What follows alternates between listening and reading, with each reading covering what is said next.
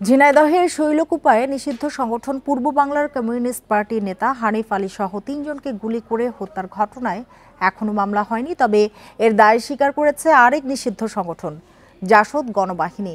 হত্যার রহস্য উদ্ঘাটনে কাজ করছে পুলিশ। ধারণা করা হচ্ছে পূর্ব বিরোধের জেরে এ হত্যাকাণ্ড। এ নিয়ে আলোচনা করতে রাজধানীর মিরপুর থেকে আমাদের সাথে যোগ দিয়েছেন নিরাপত্তা বিশ্লেষক অবসরপ্রাপ্ত মেজর জেনারেল নাইম আশফাক চৌধুরী। জনাব নাইম আশফাক চৌধুরী, আপনাকে স্বাগত জানাচ্ছি ইন্ডিপেন্ডেন্ট টেলিভিশনে। যেটি জানতে চাই আপনার কাছে যে ঝিনাইদহে হঠাৎ এসব নিষিদ্ধ সংগঠনের কর্মকাণ্ড চাঙ্গা কেন হলো? যে আমরা সবাই জানি ১৯৯০ থেকে ২০০০ সালে আহ, দক্ষিণবঙ্গের সবচেয়ে সন্ত্রাসী এলাকা ছিল কুষ্টিয়া, ঝিনাইদহ এবং ওই এলাকাগুলো। এবং চরমপন্থী বেশ কয়েকটা সংগঠন ছিল, তার মধ্যে যেমন উল্লেখযোগ্য ছিল বিপ্লবী কমিউনিস্ট পার্টি এমএল, পূর্ব বাংলা কমিউনিস্ট পার্টি লাল পতাকা, জাসদ গণবাহিনী, শ্রমজীবী মুক্তি আন্দোলন, এগুলোই কাজ করত। পরবর্তীতে যেটা হয়েছে যে র্যাব এবং পুলিশের তাদের সাঁড়াশি অভিযানের ফলে এই সকল সংগঠনের যারা নিষিদ্ধ ঘোষিত সংগঠনের যারা সন্ত্রাসী ছিল তারা পালিয়ে গিয়েছিল ভারতে। পরবর্তীতে এখন আবার যেটা দেখা যাচ্ছে যে ৫ আগস্টের পরেও কিন্তু তারা পালিয়ে গিয়েছিল। এখন যাদেরকে দেখা যাচ্ছে, অর্থাৎ যে ইনসিডেন্টটা হলো, হানিফকে মেরেছে হলো জাসদ গণবাহিনীর কালু নামের যে সন্ত্রাসী, সে তার নামেও শতাধিক মামলা আছে এবং প্রকাশ্যে সে অনেক হত্যাকাণ্ড ঘটিয়েছে।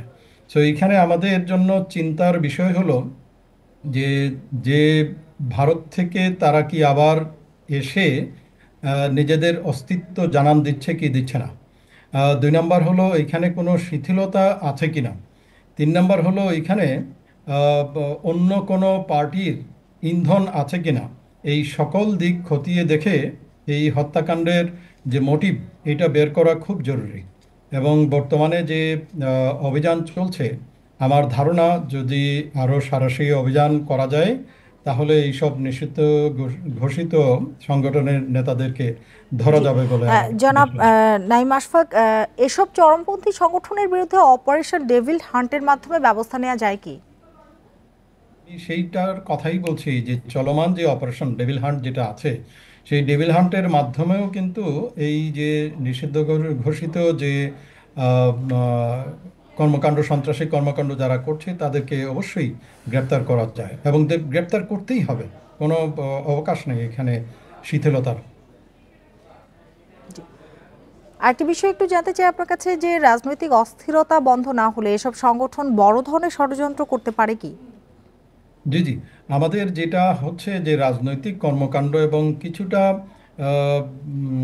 রাজনৈতিক কর্মকাণ্ড যেভাবে চলার কথা হয়তো বা আর একটু সংগঠিতভাবে হচ্ছে না, এবং সামনে যে ইলেকশন যেটা আসবে সেই সময়ে যে মানুষের দৃষ্টি থাকবে নির্বাচনের দিকে, এই এই সুযোগে এই নিষিদ্ধ ঘোষিত সংগঠনের লোকজনও কিন্তু অস্থিরতা সৃষ্টি করার একটা সম্ভাবনা রয়েছে। তো এই ব্যাপারে সকলকেই সতর্কতা অবলম্বন করতে হবে। সেক্ষেত্রে কি ধরনের সতর্কতা আসলে নিতে পারে আইন শৃঙ্খলা বাহিনী? এখানে মেনলি দুটো বাহিনী, অর্থাৎ একটা হলো গোয়েন্দা কার্যক্রম আরও অনেক গুণ বাড়াতে হবে। আর ২ নম্বর হলো যে আইন শৃঙ্খলা রক্ষাকারী বাহিনী, তাদের যে কার্যক্রম, আইন শৃঙ্খলা রক্ষার ক্ষেত্রে যে সকল কার্যক্রম, বিভিন্ন ধরনের অপারেশন, এই অপারেশনগুলো আরও জোরদার করতে হবে। যে আপনি বেশ কিছু কারণের কথা বলছিলেন যে অস্তিত্বের জানান দেয়া এমনটি হতে পারে বা ইন্ধন কেউ দিচ্ছে কিনা, যে এটি দেখার। সেক্ষেত্রে একটু জানতেই চাই যে এই যে চরমপন্থী সংগঠনগুলোকে কেউ প্ররোচনা দিচ্ছে না তো? আহ, আপনি ওই ইঙ্গিতটাই করেছেন, এবং আপনি যদি দেখেন ভারতের মিডিয়া কালকে এই ঘটনা হওয়ার সাথে সাথেই কিন্তু মিডিয়া কিন্তু খুব সোচ্চার হয়ে গেল। সো হঠাৎ করে এই ৩ জন মারা গেল, অন্যান্য জায়গা তো আরও অনেক লোক হয়তো বা আহত নিহত হচ্ছে।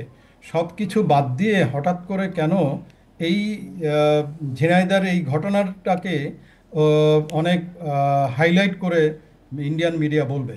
সো সেই থেকে কিছুটা হয়তো বা সন্দেহ করা যায় যে যারা পালিয়েছিল ভারতে, ওরা কি আবার ফিরে আসলো নাকি কারো ইন্ধনে এই কাজ করলো।